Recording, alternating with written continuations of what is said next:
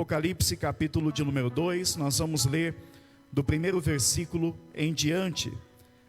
Fala da primeira carta às 7 cartas às 7 igrejas da Ásia, que é de Éfeso.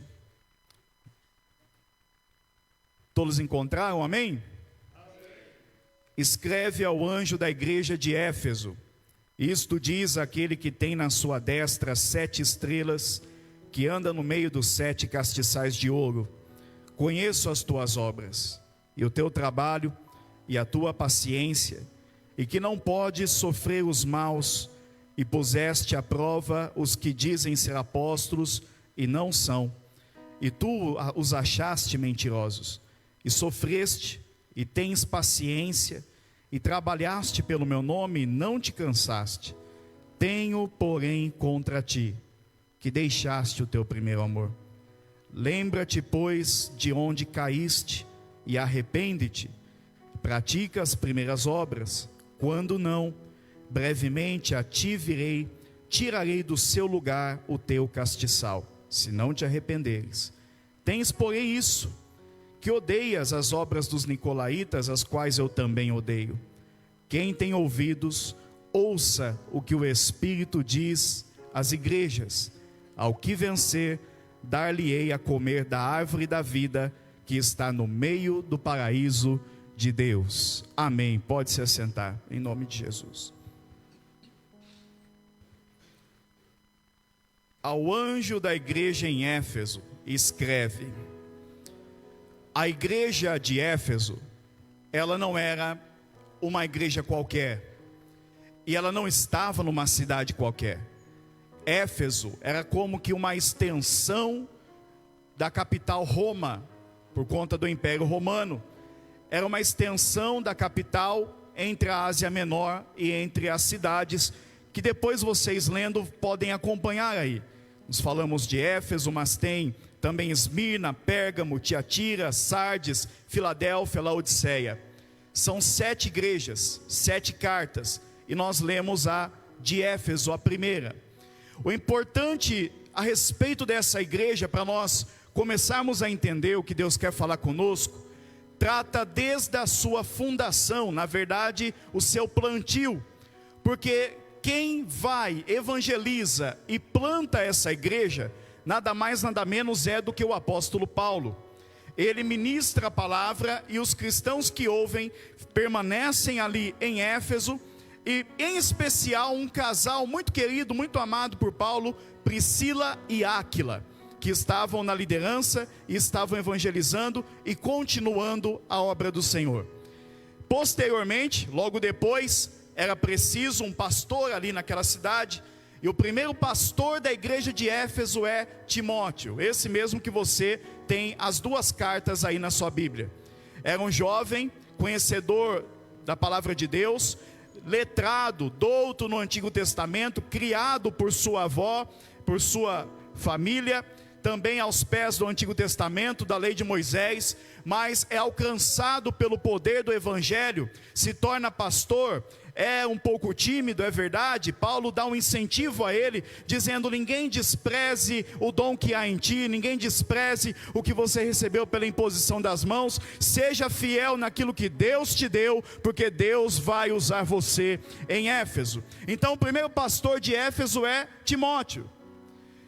E depois disso, não fica por aí.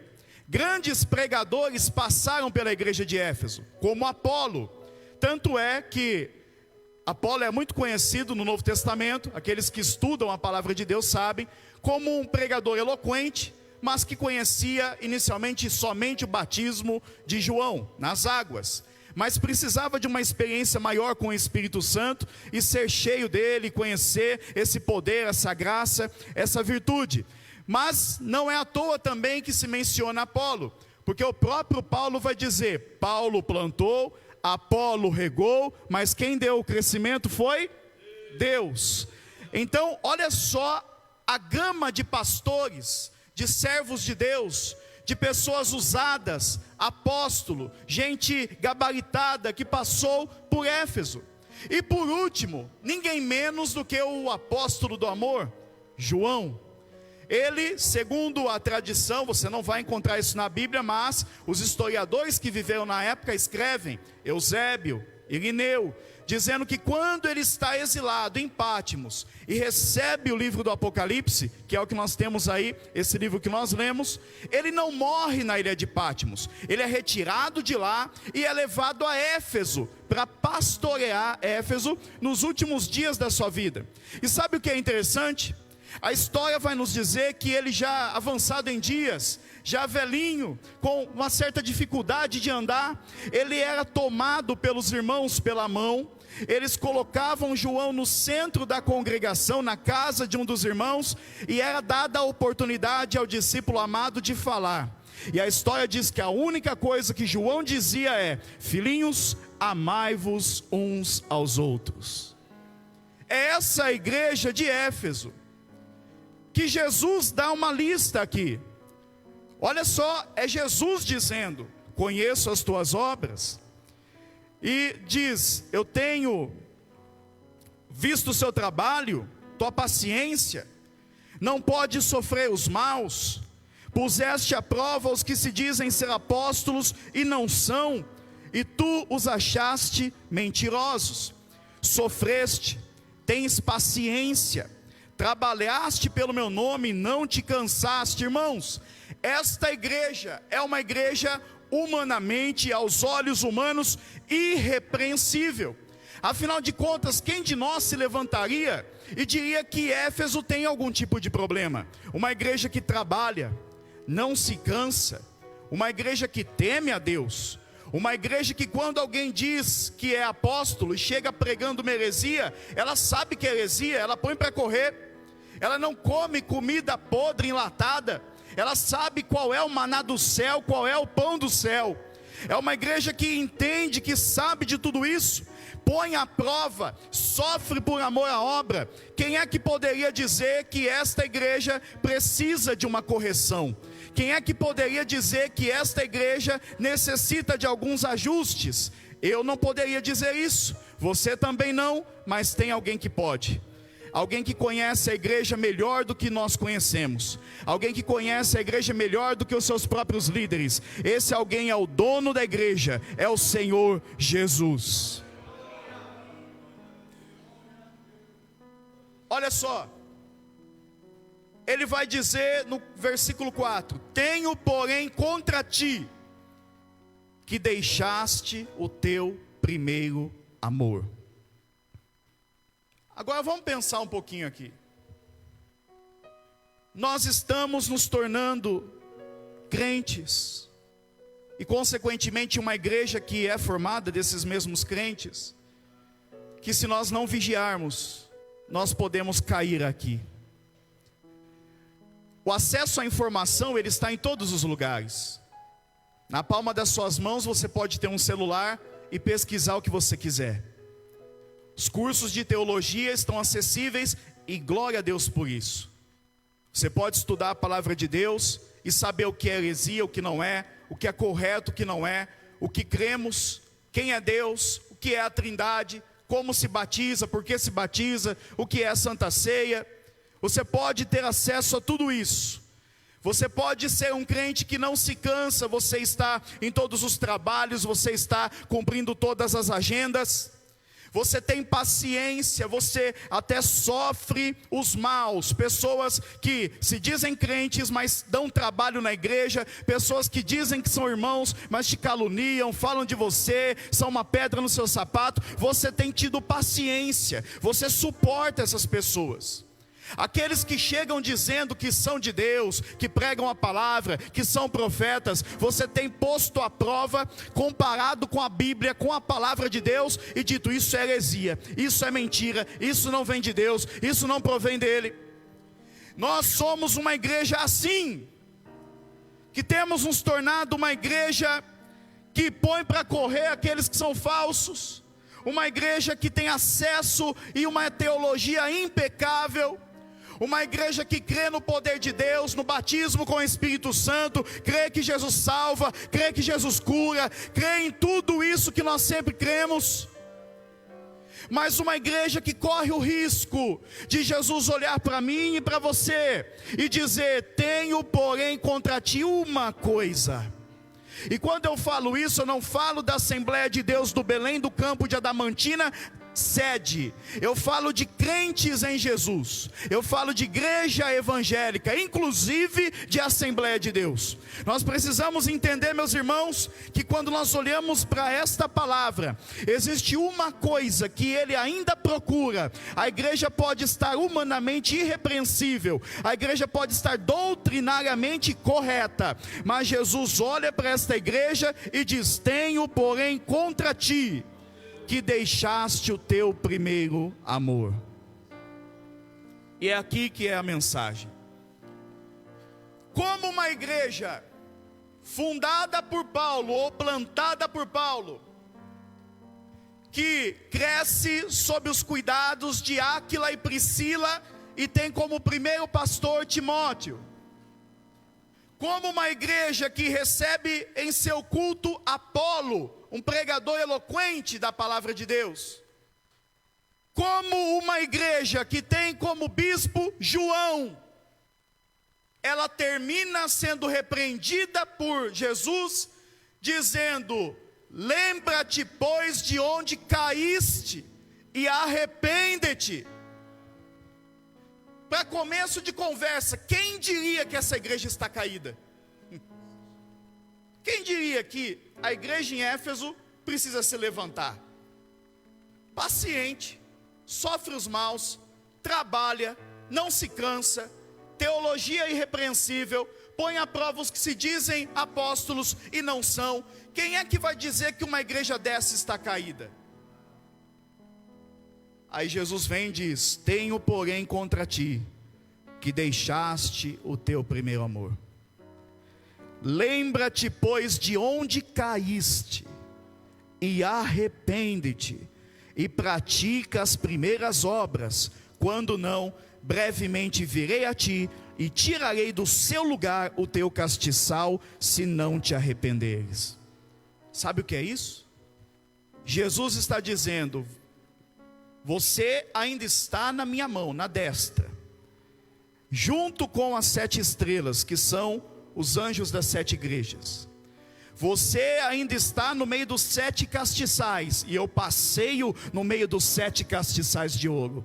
Eu tenho uma boa notícia para você: Jesus passeia na igreja.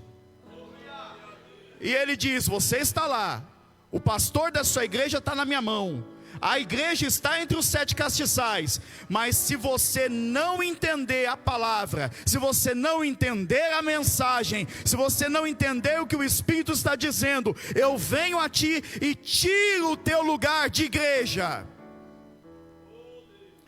tiro o teu castiçal, se não te arrependeres.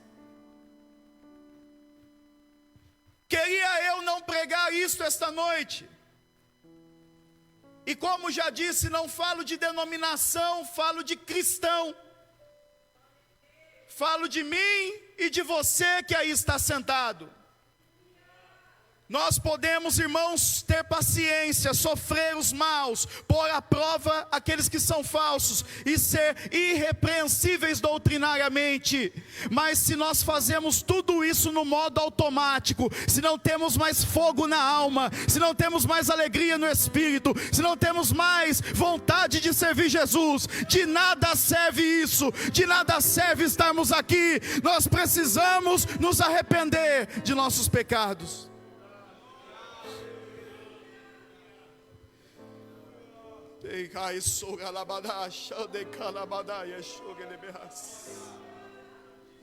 Você lembra do seu primeiro amor? Você lembra? Quem já viveu o primeiro amor aqui? Levanta a mão. Tem gente que não viveu ainda. Primeiro amor. Tudo era bom. A gente ia para o culto, achava Jesus nos hinos da harpa, encontrava Jesus na palavra lida, encontrava Jesus no louvor das irmãs, da mocidade, das crianças, achava Jesus na pregação da palavra, na bênção apostólica sentia a presença do Espírito Santo, porque era o primeiro amor. tudo lindo, tudo perfeito. Aí o tempo vai passando, vamos trabalhando, vamos tendo paciência, vamos sofrendo os maus, vamos pondo à prova os que se dizem ser e não são, e são mentirosos. Mas falta uma coisa.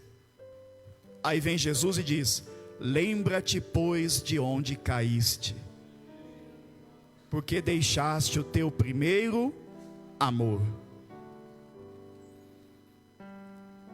Nós precisamos voltar ao primeiro amor.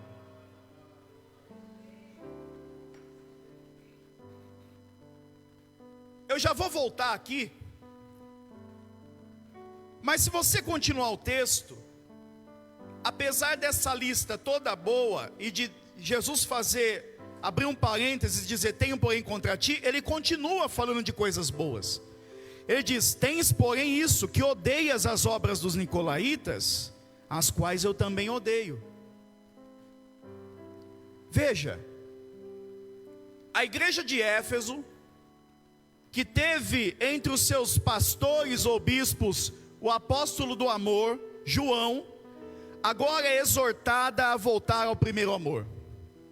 E não somente isso, Jesus diz: eu tenho isso a seu favor, você odeia as obras dos nicolaítas, as quais eu também odeio. Quem é os nicolaítas? Nicolaítas pervertiam a verdade. Os nicolaítas faziam concessões de moralidade para que alguns pecados fossem permitidos e tolerados dentro da igreja. Os nicolaítas, eles deturpavam a verdade com falsos ensinos. Aí Jesus olha para esta igreja e diz: você odeia o que eu odeio, você odeia os nicolaítas. Agora veja, irmãos, Éfeso se tornou uma igreja capaz de odiar o que Deus odeia, mas incapaz de amar o que Deus ama. Ela odeia os nicolaítas, e Jesus diz: eu também odeio. O que falta? Amar o que eu amo, amar como eu amo e me amar. Olha a gravidade disso. Porque agora, voltando no primeiro amor, veja, eu vou ser cansativo recapitulando, mas é necessário. O teu trabalho, tua paciência, não pode sofrer os maus. Puseste à prova os que dizem ser apóstolos e não são, achaste mentirosos, sofreste, tens paciência, trabalhaste pelo meu nome e não te cansaste. Essa lista toda é muito boa. Essa lista toda, para nós diríamos: esse é um crente salvo, que faz tudo isso aqui. Só que o que Jesus está dizendo, que é uma coisinha só, é uma vírgula, é um parênteses aberto, é algo que ele foca aqui dizendo: tenho porém contra ti. Ele está dizendo: é algo pequeno, mas pode te deixar fora do céu. É o que a palavra está dizendo, não é o Roberts. Olha só: tenho porém contra ti que deixaste o teu primeiro amor. Lembra-te, pois, de onde caíste e arrepende-te e pratica as primeiras obras. Quando não, brevemente virei a ti, tirarei o seu lugar, o teu castiçal, se não te arrependeres. Amados irmãos, com temor e tremor, eu venho trazer essa palavra e dizer: precisamos voltar à cruz de Cristo. Nós precisamos voltar a pregar a cruz de Cristo. Você sabe por que você tinha o primeiro amor? Porque você se converteu através da cruz de Cristo. Sabe por que você tinha um fogo na alma? Porque você foi alcançado por uma mensagem, e essa mensagem dizia que ele estava no Getsemane, sangrando gotas de sangue, suando gotas de sangue, e dizendo: Abba Pai, todas as coisas te são possíveis, se possível for, passa de mim esse cálice, contudo seja feita a tua vontade e não a minha. É por isso que você tinha o primeiro amor. O nosso primeiro amor não veio através de chave, de bênção, de profecia. O nosso primeiro amor não veio através de campanha, disso e daquilo. O nosso primeiro amor veio através dos céus abertos, o Filho de Deus ali diante de nós, e o Espírito dizendo: Ele veio para te salvar, Ele veio para te libertar, o sangue dele basta, o sangue dele é poderoso. Aleluia! Aleluia! Ele entrou na minha e na sua vida porque um dia ouvimos uma mensagem de alguém dizendo que Ele derramou até a última gota de sangue para salvar a mim e a você, e nós éramos imundos, sujos, pervertidos, imorais, sem Deus na vida, totalmente afastados dEle, depravados, mas Ele com o seu amor, sem nós merecermos, e isso se chama graça, Ele estendeu as mãos, Ele nos tirou do lamaçal do pecado, Ele nos firmou sobre a rocha, Ele nos salvou, Ele nos libertou dos nossos pecados, Ele nos fez novos.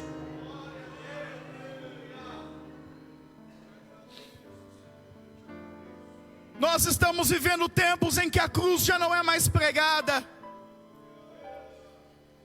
Esses dias eu fiz uma postagem nas minhas redes sociais, nos stories: há quanto tempo você não ouve a mensagem da cruz? Muitos irmãos de várias igrejas disseram: nem lembro mais.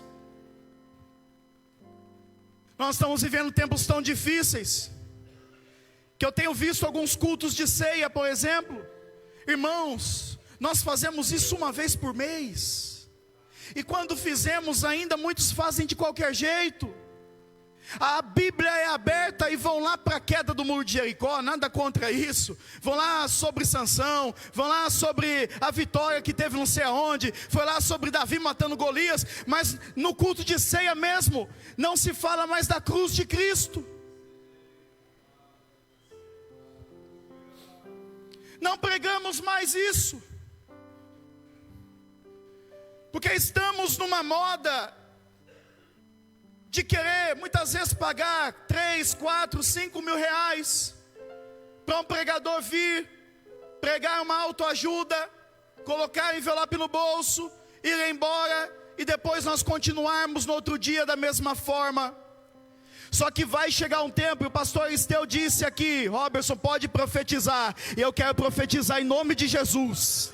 Chegará um tempo em nosso campo, chegará um tempo, vai começar um novo tempo, em que nós veremos os jovens aqui, sendo usados por Deus, pregando a cruz de Cristo. Que nós veremos aquele que não tem nome, aquele que ninguém conhece, pegar este microfone, abrir esta Bíblia e dizer: Jesus salva, Jesus cura, Jesus batiza com o Espírito Santo, Jesus leva para o céu.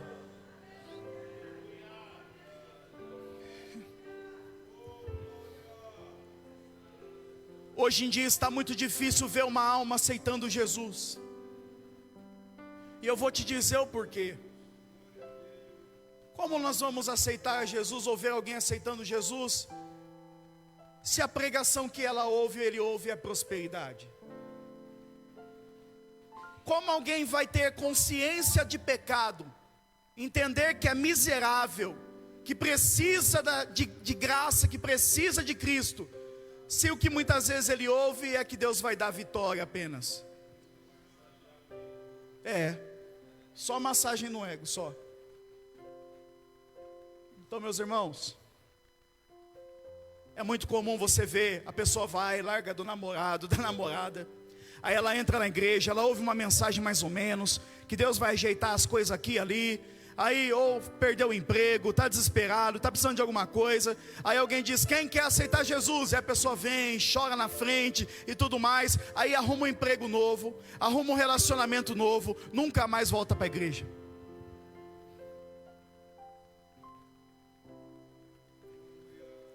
Nós precisamos voltar ao primeiro amor. Há um tempo, estive pregando numa igreja simples, e no final, e eu digo isso não para engrandecimento, mas para ver a gravidade da situação, chegou uma irmã, um cabelinho branco, um coque, daquelas que dobram os joelhos aqui na terra, e a voz vira um trovão no céu. Chegou até mim e disse: meu filho, que Deus te abençoe, que faz tanto tempo que eu não ouço uma mensagem dessa. E para mim, como pregador, foi o feijão com arroz, pastor Estevão. Sabe aquele feijãozinho com arroz que sustenta, que alimenta? E se ela chega dizendo que há tantos anos ela não ouve uma mensagem dessa, e foi o Evangelho, e foi algo simples, mas poderoso como é o Evangelho, a pergunta que fica é: o que andam pregando por aí?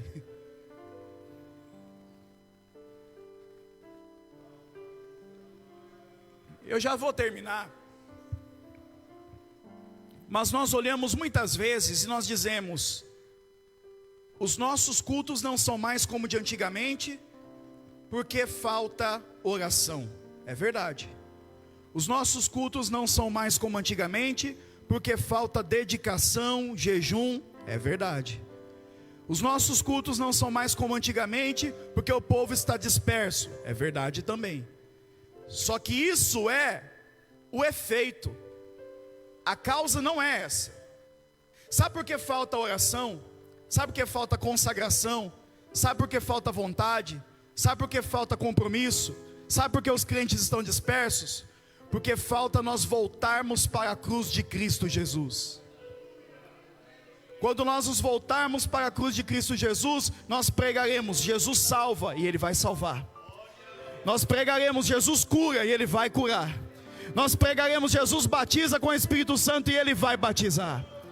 Porque nós voltaremos para a cruz de Cristo e nós diremos que Jesus ainda salva o pecador, que Jesus derramou o seu sangue puro, que nós precisamos dele, não ele de nós, nós precisamos dele, que ele não é o nosso garçom, na verdade ele é Senhor, Rei dos reis, Senhor dos senhores, e ele salva por graça, por bondade, por misericórdia. Ele alcançou a mim e a você.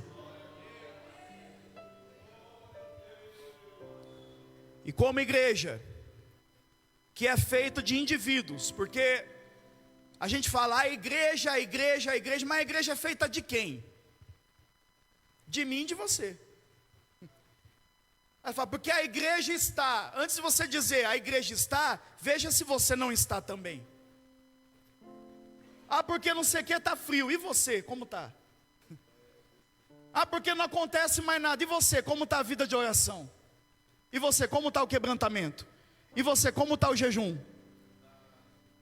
É fácil a gente cruzar os braços no culto e dizer: ih, não gostei do louvor não. Aquele irmão pregando lá, não sei não também. E sai murmurando e perde a bênção. É fácil. Mas como está a nossa vida individual?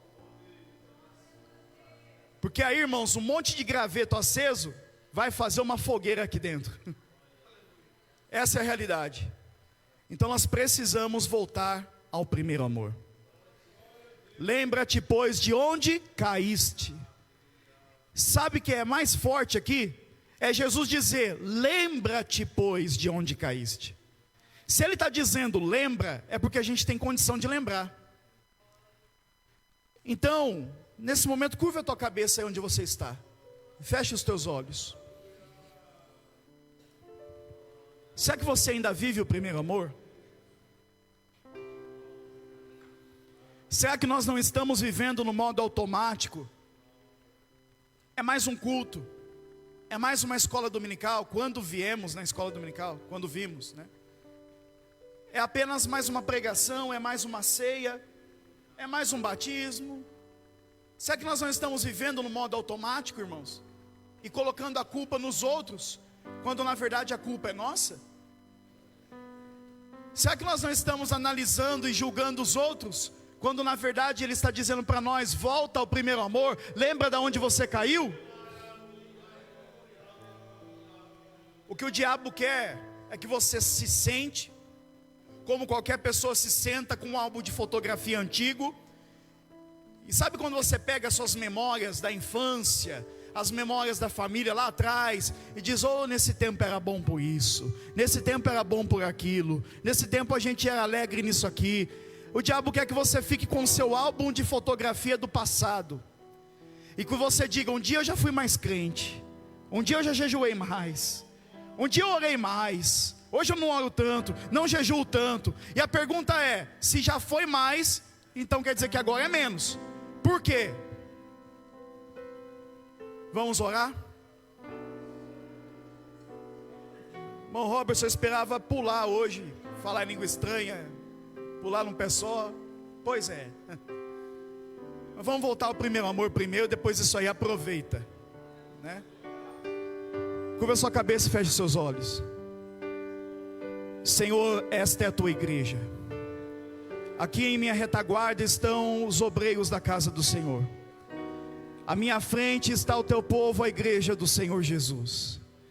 Pai Santo, eu quero te pedir com temor e tremor: aviva as nossas vidas hoje.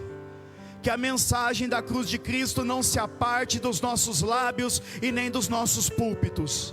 Que em nome de Jesus o Senhor nos renove da cabeça aos pés. Venha, Senhor, com teu poder e tua autoridade, inflama novamente os nossos corações, incendeia novamente as nossas almas. Visita a tua igreja esta noite, ó Espírito Santo de Deus. Visita o teu povo essa noite, enche esse templo essa noite, sopra sobre este lugar. Vem com a tua graça, vem com a tua misericórdia, renova estas vidas, enche do teu Espírito, ó Pai, em nome de Jesus. Renova cada obreiro, renova cada pastor, renova cada líder, cada dirigente, em nome de Jesus. Cada irmão, cada irmã, vem com o teu poder, vem com a tua unção. Sopra, sopra sobre nós, Espírito, sopra sobre nós, Espírito. Tira de nós o comodismo, tira de nós todo engessamento espiritual, toda frieza, e nos renova esta noite, em nome de Jesus, amém. Eu quero